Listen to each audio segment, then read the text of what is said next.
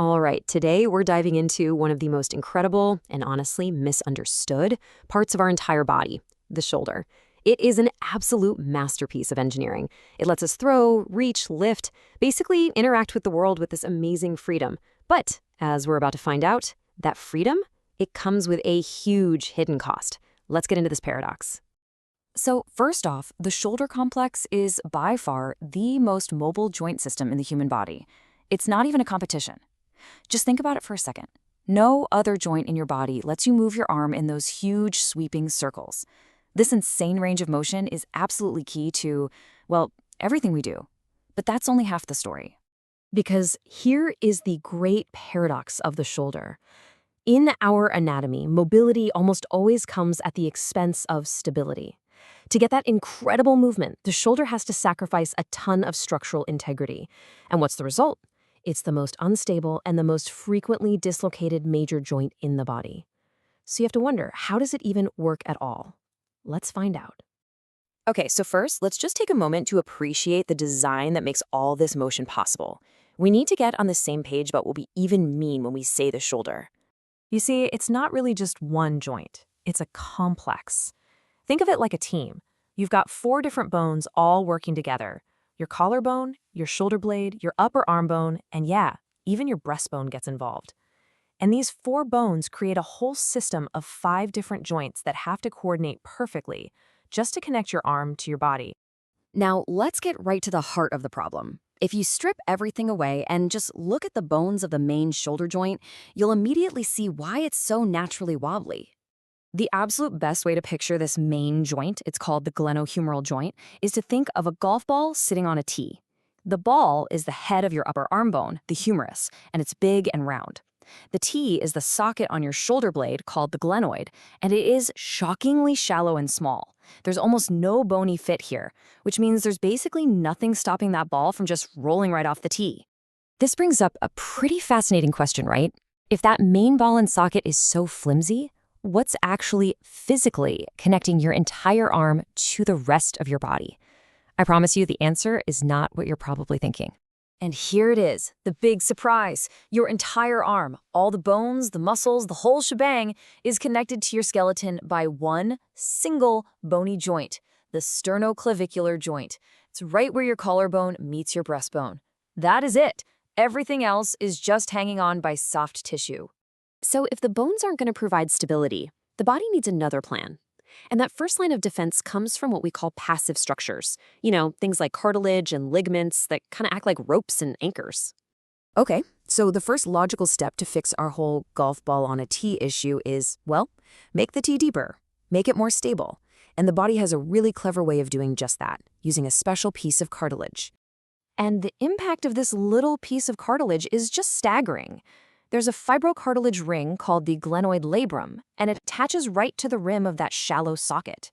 And just by being there, it increases the socket's depth by a massive 50%. It's such a simple, elegant fix that makes a huge difference for stability. Then, on top of that, the joint is wrapped in what you can basically think of as intelligent duct tape. First, there's a loose sleeve called the joint capsule, and this capsule is reinforced by thicker, stronger bands called ligaments.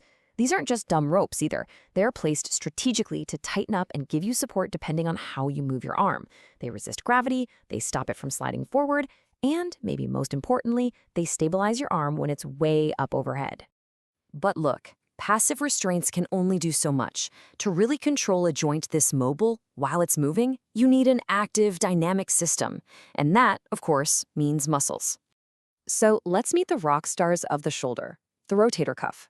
It's a group of 4 muscles, you might have heard the acronym SITS for them, that start on the shoulder blade and then wrap around the head of the humerus. Now, their job isn't just to rotate the arm. It's much more important than that. They act like a steering system, actively pulling that ball into the socket and making these tiny, fine-tuned adjustments with every single move you make. This is so crucial. Let's see how they work with other muscles. When you lift your arm, the big, powerful deltoid muscle on the outside of your shoulder, it just pulls the arm bones straight up. Now, if that was all that happened, the ball would just crash right into the bone above it. But at the exact same time, the rotator cuff muscles pull the ball down and in. This creates a perfectly balanced force couple. It's like a perfect tug of war that keeps the ball centered on the tee through the whole motion. Okay, so now let's put it all together. To get that smooth, pain-free movement we all want, all of these parts, the bones, the ligaments, the muscles, they all have to perform a perfectly coordinated dance.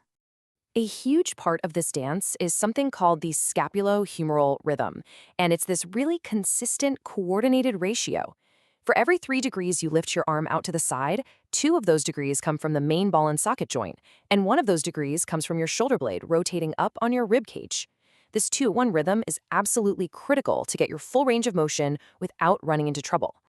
Now let's zoom in even closer, right into the tiny little micro movements happening inside the joint. As your arm goes up, the ball of the humerus naturally wants to roll upwards on the socket, just like a tire rolling up a hill. But here's the magic trick. To keep that ball from rolling right off the top of the tee and smashing into the bone above it, it has to do an opposite move at the same time. It has to glide downwards. This beautiful little roll and glide mechanism is the whole secret to keeping the ball centered.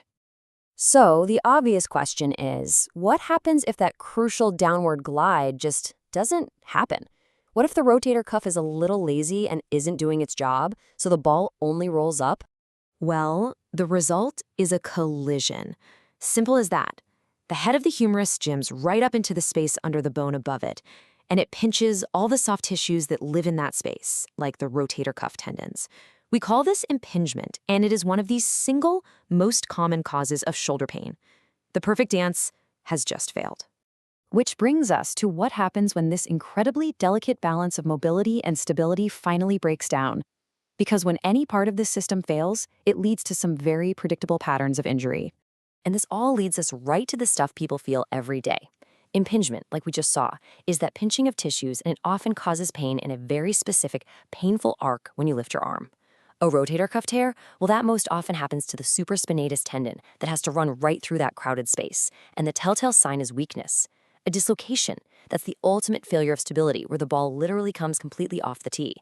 And then you have something like adhesive capsulitis, or frozen shoulder, where those passive structures, that duct tape capsule, it actually thickens and tightens, and you lose a ton of movement. You see, every one of these conditions is a direct result of the anatomy we just talked about. So, at the end of the day, the shoulder is a story of compromise. It trades rock-solid security for this unbelievable freedom, and it has to rely on this complex, beautiful dance of ligaments, muscles, and rhythms just to stay in place. It's a system that works perfectly, millions of times, right up until it doesn't. So the next time you reach for a cup on a high shelf, just for a second, maybe you'll appreciate that silent, perfect biomechanical symphony that's happening inside your own body. I hope this gave you a new perspective.